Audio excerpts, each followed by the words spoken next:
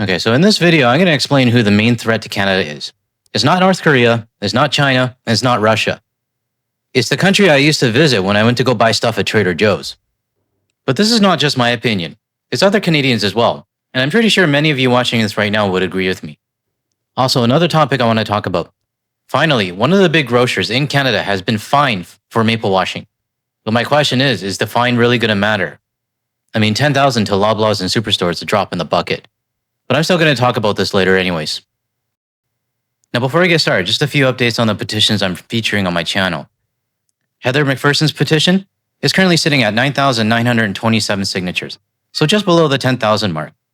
If you're unaware of what her petition is about, it's basically to have any ICE presence in Canada, whether it's them being in the office or any ICE contracts, removed from Canada. And Bruce Fanjoy's on the right, it's at 37,509 signatures. And his petition is to ensure that all federal MPs go through the proper security clearance. So if you want to check out either one of these, the link will be in the description below. Now, a few things before I start. Someone actually posted this in my subreddit.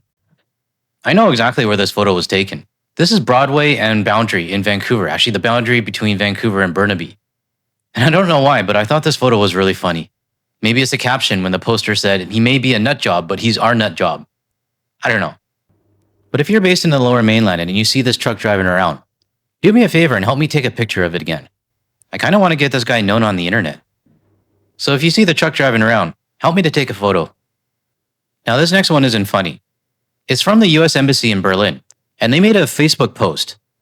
And it basically says that if you're applying for the H-1B visa and the dependent visa, you must now open up all of your social media profiles and set it to public to facilitate the mandatory online presence review. Now, I didn't know this was already active. I thought this whole social media thing was still in a proposal phase. But the fact that they're asking you to open up all of your social medias to public is very concerning to me. So I just wanted to share this with everyone because I didn't know about this. And I'm glad somebody tagged me on Blue Sky to inform me. But I, for one, am glad that I'm not applying for any sort of visa to the United States. All right, now that we got those two things out of the way, let's get started with the first report. And Nick Nanos is here to break down the numbers. He is the founder and chief data scientist at Nanos Research. Good morning, Nick. Hope you're doing well. Good morning to you, too. So the survey shows that over 50% of Canadians believe that the U.S. poses the greatest threat to Canada right now. Is this an alarming finding? It should be very alarming. In effect, what this says is the last year has been a gut punch to the Canada-U.S. relationship, which has built prosperity on both sides of the border.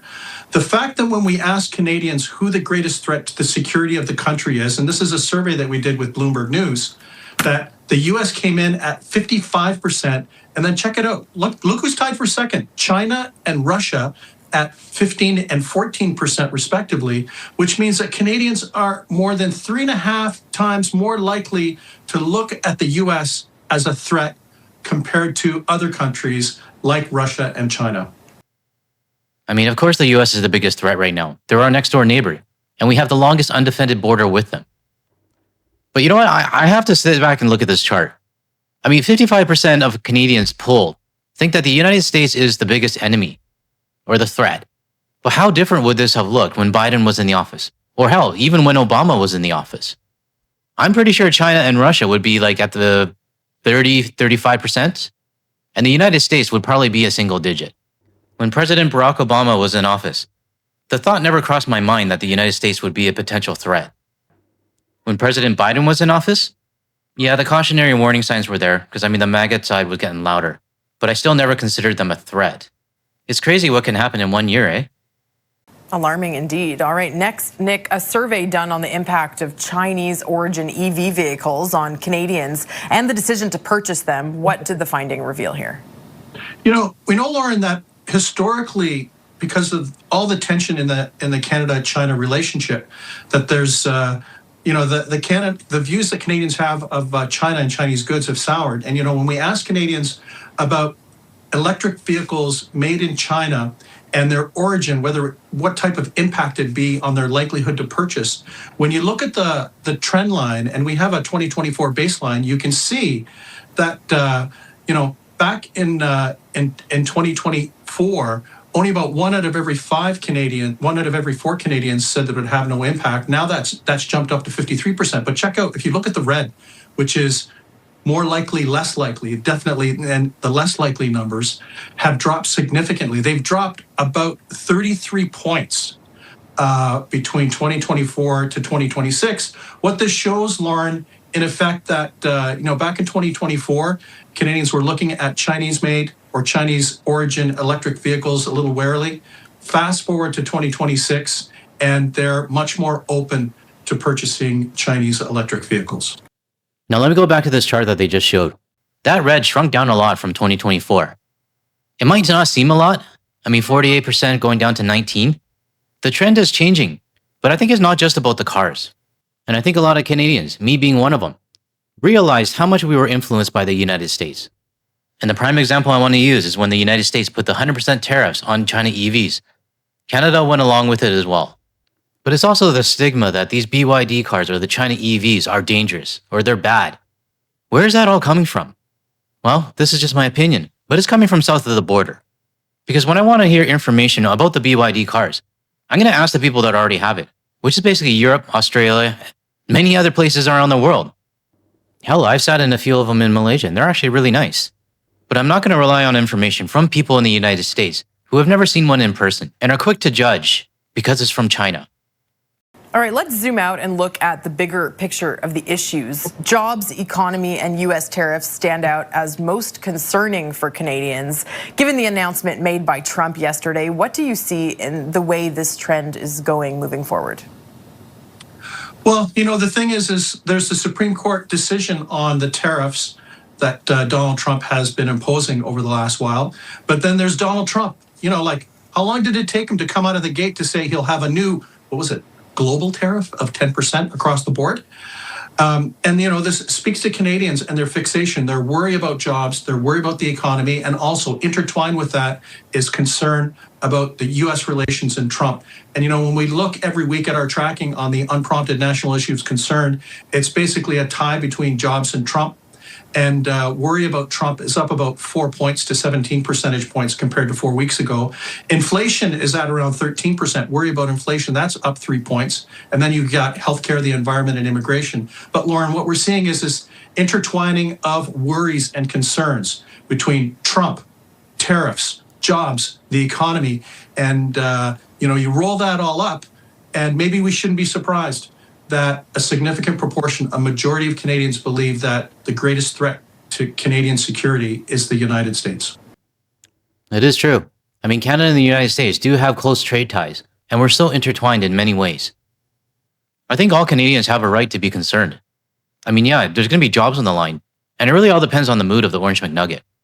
But I'm not going to live my life in fear, because that's what they want. When I say they, it's going to be the Orange McNugget, his administration, and the far right. They want us to be worried. They want us to bow down to them, so they can feel all powerful and mighty and whatever bullshit. Now, I'm not going to deny that things are going to be rough. But my mindset is that we can't control what the Orange McNugget says. The only thing we can control is what our plan B, C, and D is, which I believe our Canadian government knew this long time ago. And I think we're on a better path for Canada, regardless of which way our partnership and relationship goes with the United States. So in my opinion, it's going to be a rough couple years. But I think in the long run, it's going to be way better for Canada. Now, I just want to quickly talk about this one. Real Canadian Superstore was fined $10,000 over misleading product of Canada display. Well, it's about time. But the issue that I have is 10,000 Canadian dollars. For a company like Loblaws, I'm sure their CEOs and execs spend more than this in a day. So it's a drop in the bucket for them. For a small family-run business, sure, it might be a lot. But this is Loblaws we're talking about. I don't know how to fix this. Maybe we need to get a federal MP to start making a petition about this. But the one thing I do know that we can do is still continue to report the maple washing that's happening. I have many of you guys send me the photos, and I featured them on my channel. And we all know that it's still happening. But what we need to do is when we see it, we have to report it. Meaning go to the CFIA website, fill in the details, and rat them out. The last time I did a report on this, I believe the reports were at about 130. But realistically, to make some real damage, the reports have to go up to at least 500, maybe even 1,000, even more. It's something that has to get the attention of the CFIA. So to make things easier for the viewers that are watching right now, I'm going to post a link directly to this page that you're seeing right now, where you can submit your maple washing findings. So if you do find something in your grocery store, take a picture of it, make sure you have the sufficient evidence, and then submit it on this form on the CFIA website. I know many of you have experienced the maple washing. We just got to make sure that it's heard. Okay, that's all I got for today's video, and I think I need to go play with my cat. If you found any value in anything I said today, or you want to hear more from a Canadian point of view, and even an international point of view, make sure you hit the like and subscribe button below so you're notified of my future videos. Thanks everyone, I'll talk to you later.